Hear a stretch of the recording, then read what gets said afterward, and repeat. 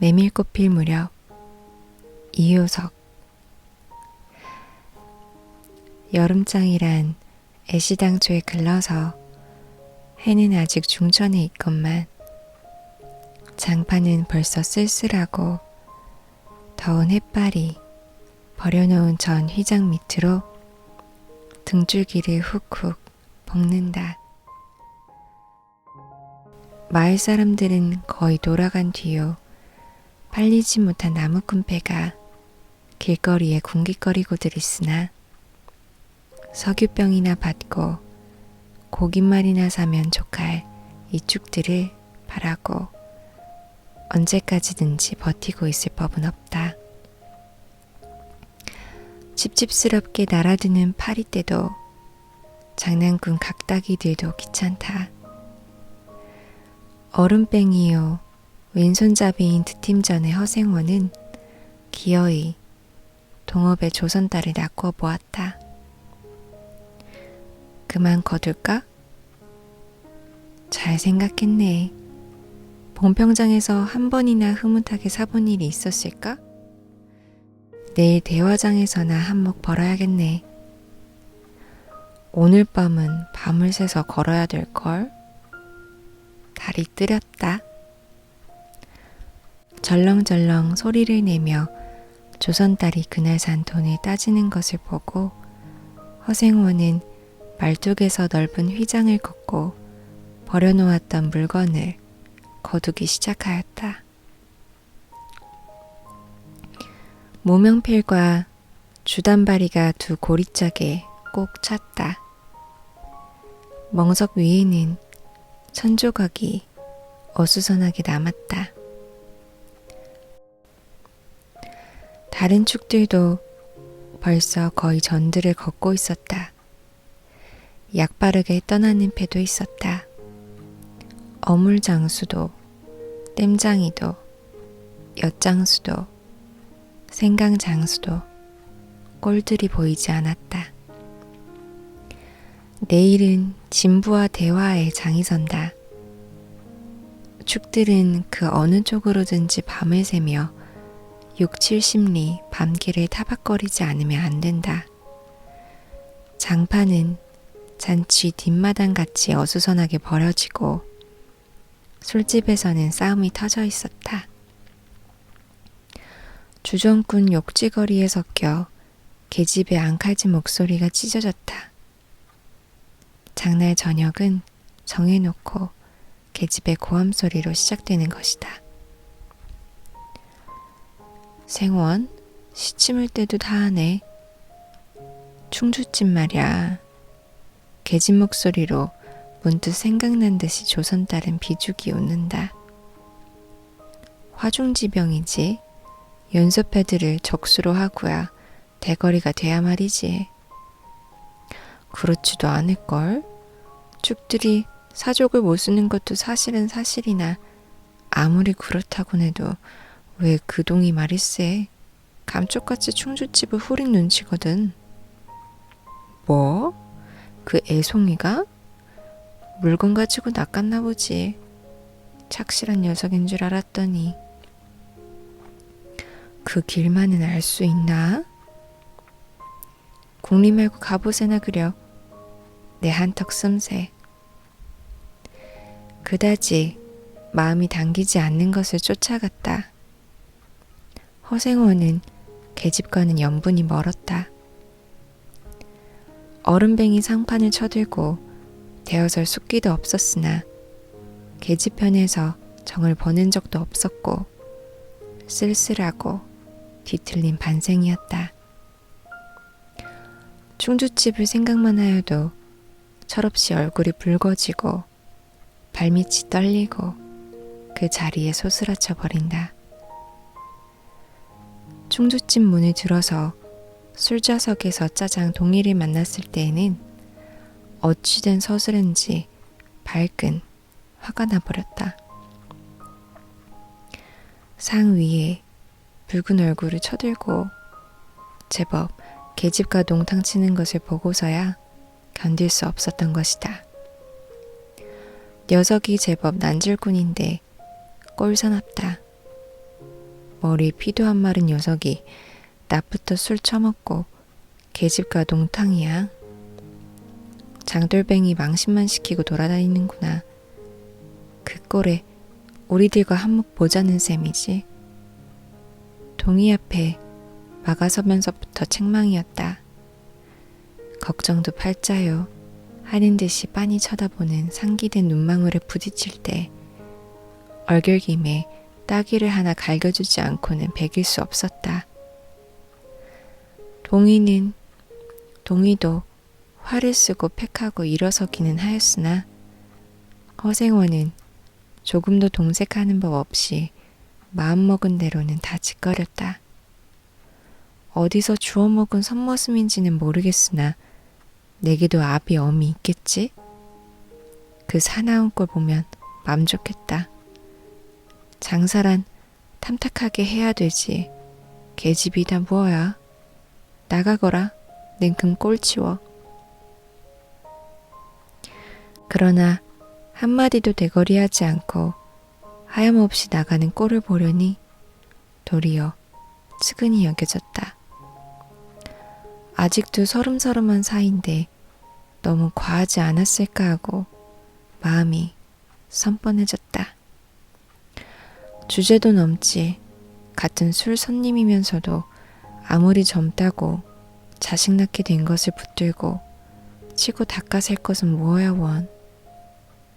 충주집은 입술을 쫑긋하고 술 붓는 솜씨도 거칠었으나 젊은 애들한테는 그것이 약이 된다고 하고 그 자리는 조선딸이 얼버무려 넘겼다. 너 녀석한테 반했지? 애송이를 빨면 죄된다? 한참 법석을 친 후이다. 담도 생긴 데다가 웬일인지 흠뻑 취해보고 싶은 생각도 있어서 허생원은 주는 술잔이면 거의 다 들이켰다. 건아의 짐을 따라 계집 생각보다도 동희의 뒷일이 한결같이 궁금해졌다. 내 꼴에 계집을 가로채서는 어떡할 작정이었누 하고 어리석은 꼬락서니를 모질게 책망하는 마음도 한편에 있었다. 그렇기 때문에 얼마나 지난 뒤인지 동희가 헐레벌떡하며 황급히 부르러 왔을 때에는 마시던 잔을 그 자리에 던지고 정신없이 허덕이며 충주집을 뛰어나간 것이었다. 생원 당나귀가 발을 끊고 야단이에요. 각다귀들 장난이지 필연코. 짐승도 짐승이려니와 동희의 마음씨가 가슴을 울렸다. 뒤를 따라 장판을 다름질하려니 거슴츠레한 눈이 뜨거워질 것 같다. 불악스런 녀석들이라 어쩌는 수 있어야죠. 나귀를 몹시 구는 녀석들은 그냥 두지는 않을걸. 반평생을 같이 지내온 짐승이었다. 같은 주막에서 잠자고 같은 달빛에 젖으면서 장에서 장으로 걸어다니는 동안에 20년의 세월이 사람과 짐승을 함께 늙게 하였다. 까스러진 목뒤털은 주인의 머리털과도 같이 바스러지고 개진개진 젖은 눈은 주인의 눈과 같이 눈곱을 흘렸다. 몽땅비처럼 짧게 슬리운 꼬리는 파리를 쫓으려고 기껏 휘저어 보아야 벌써 다리까지는 닿지 않았다. 달아 없어진 굽을 몇 번이나 도려내고 새철을 신겼는지 모른다. 굽은 벌써 더 자라나기는 틀렸고 달아버린 철 사이로는 피가 빼짓이 흘렀다. 냄새만 맡고도 주인을 분간하였다. 호소하는 목소리로 야단스럽게 울며 반겨한다. 어린아이를 달래듯이 목덜미를 어루만져주니 나귀는 코를 벌림거리고 입을 투르르 거렸다. 콧물이 튀었다. 허생원은 짐승 때문에 속도 무던히는 썩혔다. 배들은 벌써 주랭랑을 놓은 뒤요. 몇 남지 않는 아이들이 호령에 놀래 비슬비슬 멀어졌다. 우리들 장난이 아니오. 암놈을 보고 저 혼자 발광이지. 코 흘리게 한 녀석이 멀리서 소리를 쳤다. 그 녀석 말투가? 김첨지 당나귀가 가버리니까 온통 흙을 차고 거품을 흘리면서 미친 소같이 날뛰는걸. 꼴이 우스워 우리는 보고만 있었다오. 배를 좀 보지. 아이는 앙돌아진 투로 소리를 치며 깔깔 웃었다. 허생원은 모르는 결에 낯이 뜨거워졌다. 시선을 막으려고 그는 짐승의 배 앞을 가리워서지 않으면 안 되었다. 늙은 주제에 암샘을 내는 셈이야 저놈의 짐승이. 아이의 웃음소리에 허생원은 주춤거리면서 기어이 견딜 수 없어 채찍을 들더니 아이를 쫓았다. 쫓으려거든 쫓아보지. 왼손잡이가 사람을 때려. 줄다름에 달아가는 각더기에는 당하는 재주가 없었다. 왼손잡이는 아이 하나도 후릴 수 없다. 그만 채찍을 던졌다. 쏠기도 돌아 몸이 유난스럽게 화끈거렸다. 그만 떠나세. 녀석들과 어울리다가는 한이 없어. 장판의 각더기들이란 어른보다도 더 무서운 것들인걸. 조선달과 동이는 각각 제 나귀의 안장을 얹고 짐을 싣기 시작하였다. 해가 꽤 많이 기울어진 모양이었다. 드팀 전 장돌이를 시작한 지 20년이나 되어도 허생원은 봉평장을 빼놓은 적은 드물었다. 충주, 제천 등의 이웃군에도 가고 멀리 영남 지방도 헤매기는 하였으나 강릉쯤에 물건하러 가는 외에는 처음부터 끝까지 군내를 돌아다녔다. 닷새만큼씩의 장날에는 달보다도 확실하게 면에서 면으로 건너간다. 고향이 청주라고 자랑삼아 말하였으나 고향에 덜 보러 간 일도 있는 것 같지는 않았다. 장에서 장으로 가는 길에 아름다운 강산이 그대로 그에게는 그리운 고향이었다.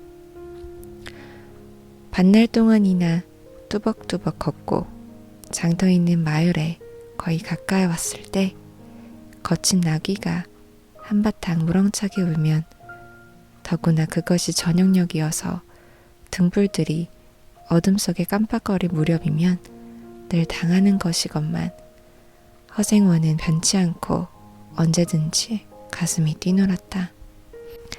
젊은 시절에는 알뜰하게 벌어 돈푼이나 모아본 적도 있기는 있었으나 읍내에 백중이 열리네 호탕스럽게 놀고 투전을 하고 하여 사흘 동안에 다 털어버렸다. 나귀까지 팔게 된 판이었으나 애끓는 정분에 그것만은 이를 물고 단념하였다. 호탕스럽게 놀았다고는 하여도 계집 하나 후려보지는 못하였다. 계집이란 쌀쌀하고 매정한 것이었다. 평생 인연이 없는 것이라고 신세가 서글퍼졌다. 일신에 가까운 것이라고는 언제나 변함없는 한필의 당나귀였다.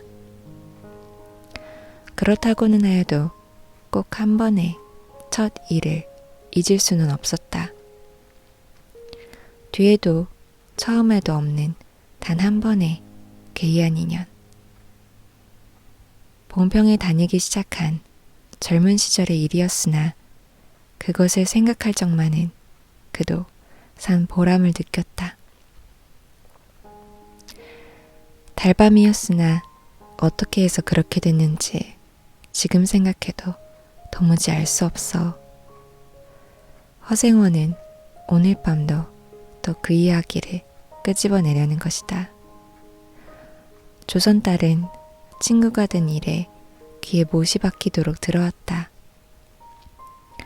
그렇다고 실증을 낼 수도 없었으나 허생원은 시치미를 떼고 되풀이할 대로는 되풀이하고야 말았다. 달밤에는 그런 이야기가 격에 받거든. 조선 딸편을 바라는 보았으나 물론 미안해서가 아니라 달빛에 감동하여서였다. 이지로는 졌으나 보름을 갓 지난 달은 부드러운 빛을 흐뭇이 흘리고 있었다. 대화까지는 80리의 밤길 고개를 둘이나 넘고 개울을 하나 건너고 벌판과 산길을 걸어야 된다. 길은 지금 긴 산허리에 걸려 있다.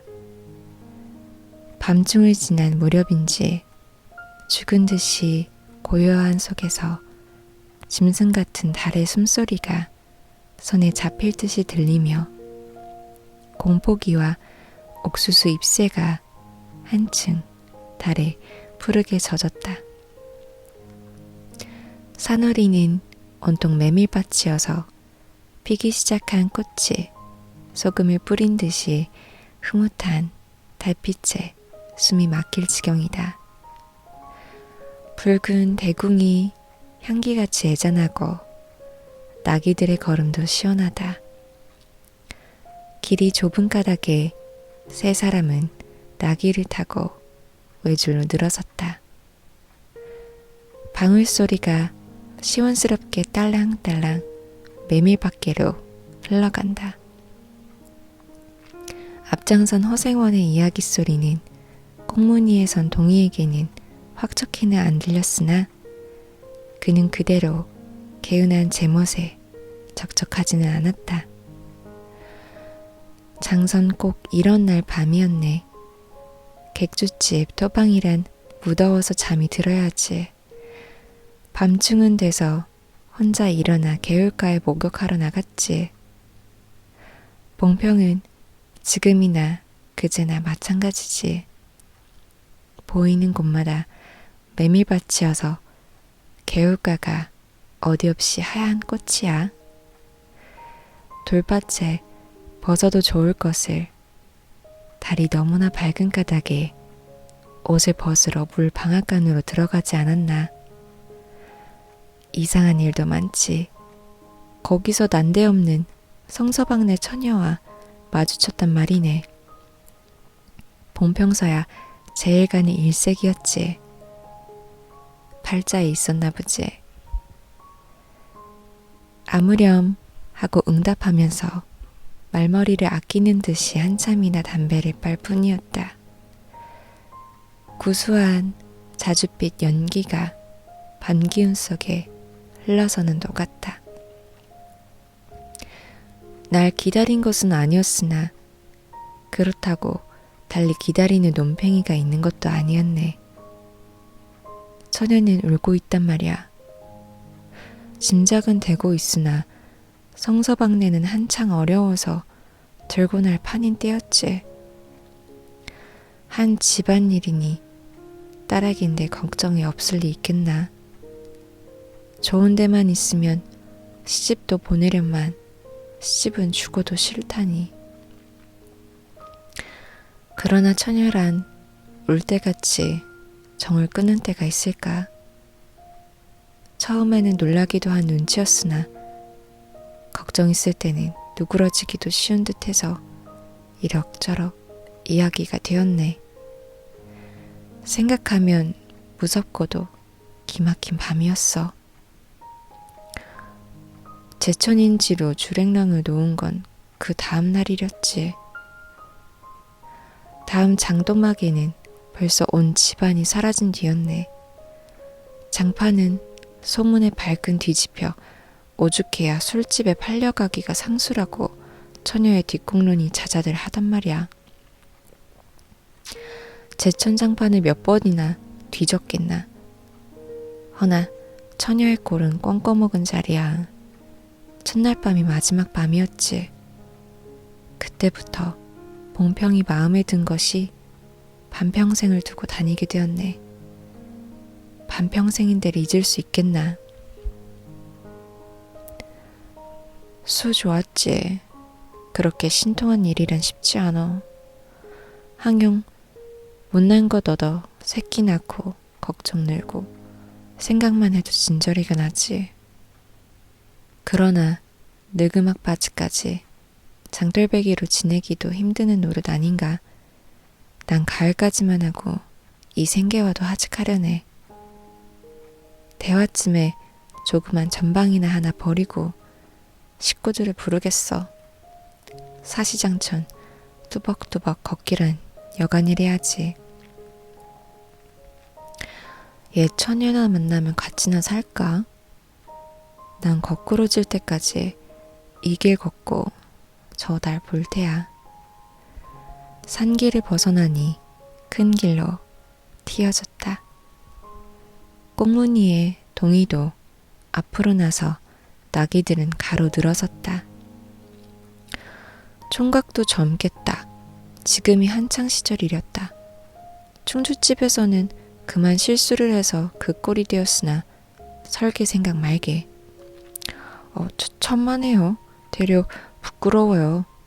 계집이란 지금은 제격인가요? 자나끼나 어머니 생각뿐인데요. 허생원의 이야기로 실심해한 끝이라 동의의 어조는 한풀 수그러진 것이었다. 아비 어미란 말에 가슴이 터지는 것도 같았으나 제겐 아버지가 없어요. 피부치라고는 어머니 하나뿐인걸요. 돌아가셨나? 당초부터 없어요. 그런 법이 세상에. 생원과 선달이 야단스럽게 껄껄들 웃으니 동이는 정색하고 우길 수밖에는 없었다. 부끄러워서 말하지 않으려 했으나 정말이에요. 제촌 촌에서 달도 차지 않은 아이를 낳고 어머님은 집을 쫓겨났죠. 오수은 이야기나 그러기 때문에 지금까지 아버지 얼굴도 본 적 없고 있는 고장도 모르고 지내와요. 고개가 앞에 놓인 까닭에 세 사람은 나귀를 내렸다. 둔덕은 험하고 입을 벌리기도 대근하여 이야기는 한동안 끊겼다. 나귀는 건듯하면 미끄러졌다.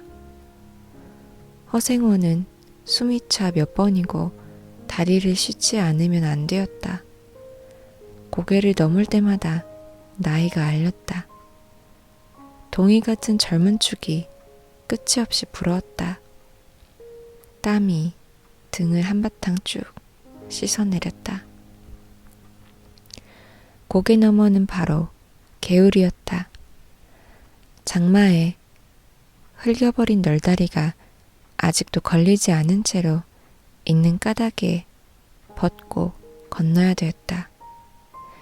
고이를 벗어 띠로 등에 얽어매고 밤 벌거숭이의 우스꽝스런 꼴로 물속에 뛰어들었다. 금방 땀을 흘린 뒤였으나 밤물은 뼈를 찔렀다. 그래, 대체 기르긴 누가 기르고? 어머니는 하는 수 없이 의부를 얻어가서 술장사를 시작했죠. 술이 고줄해서 의부라고 전 망나니예요. 철들어서부터는 맞기 시작한 것이 하른들 편한 날 있었을까? 어머니는 말리다가 채이고 맞고 칼부림을 당하고 하니 집골이 뭐하겠소? 18살 때 집을 뛰쳐나서부터 이 짓이죠. 총각 낯새로운 동이 무던하다고 생각했더니 듣고 보니 딱한 신세로군. 물은 깊어 허리까지 찼다. 속 물살도 어지간히 쓴 데다가 발에 채이는 돌멩이도 미끄러워 금시에 훌칠 듯 하였다. 나귀와 조선달은 재빨리 거의 건넜으나 동이는 허생원을 붙드느니라고 두 사람은 훨씬 떨어졌다. 모친의 친정은 원래부터 제천이었던가? 웬걸요. 시원스리 말은 안 해주나 봉평이라는 것만은 들었죠. 봉평? 그래, 그 아비성은 무엇이고? 알 수 있나요? 도무지 듣지를 못했으니까. 그렇겠지 하고 중얼거리며 흐려지는 눈을 까물까물 하다가 허생원은 경망하기도 발을 빗디었다. 앞으로 꾸꾸라지기가 바쁘게 몸째 붕덩 빠져버렸다. 허위적거릴수록 몸을 걷잡을 수 없어 동희가 소리를 치며 가까이 왔을 때에는 벌써 퍽이나 흘렸었다. 어째 쫄딱 젖으니 물에 젖은 게보다도 참혹한 꼴이었다. 동희는 물속에서 어른을 해깝게 얻을 수 있었다. 젖었다고는 하여도 여인 몸이라 장정 등에는 오히려 가벼웠다. 이렇게까지 해서 안 됐네. 내 오늘은 정신이 빠진 모양이야. 염려하실 것 없어요. 그래, 모치는 아비를 찾지는 않는 눈치지? 내일 한번 만나고 싶다고는 하는데요. 지금 어디 계신가? 의부와도 갈라져서 제천에 있죠. 가을에는 봉평에 모셔오려고 생각 중인데요. 일을 물고 벌면 이럭저럭 살아갈 수 있겠죠. 아무렴 기특한 생각이야. 가을이랬다? 동희의 탐탁한 등허리가 뼈에 사무쳐 따뜻하다. 물을 다 건넜을 때에는 도리어 서글픈 생각에 좀 더 엎였으면도 하였다. 진종의 실수만 하니 웬일이요? 생원. 조선딸은 바라보며 귀엽고 웃음이 터졌다. 낙이야, 낙이 생각하다 실족을 했어. 말 안 했던가? 저 꼴에 제법 새끼를 얻어단 말이지. 읍내 강릉집 피마에게 말일세. 귀를 쫑긋 세우고 달랑달랑 뛰는 것이 낙이 새끼같이 귀여운 것이 있을까? 그것 보러 나는 일부러 읍내를 도는 때가 있다네. 사람을 물에 빠치울 젠 따는 대단한 낙이 새끼군. 허생원은 젖은 옷을 웬만큼 짜서 입었다. 이가 덜덜 갈리고 가슴이 떨리며 몹시도 추웠으나 마음은 알 수 없이 둥실둥실 가벼웠다. 주막까지 부지런히들 가세나. 뜰에 불을 피우고 후후시 쉬어. 나기에겐 더운 물을 끓여주고 내일 대화장 보고는 제천이다. 생원도 제천으로? 오래간만에 가보고 싶어. 동행하려나, 동희? 나기가 걷기 시작하였을 때 동희의 채찍은 왼손에 있었다. 오랫동안 아둑신이같이 눈이 어둡던 허생원도 요번만은 동희의 왼손잡이가 눈에 띄지 않을 수 없었다.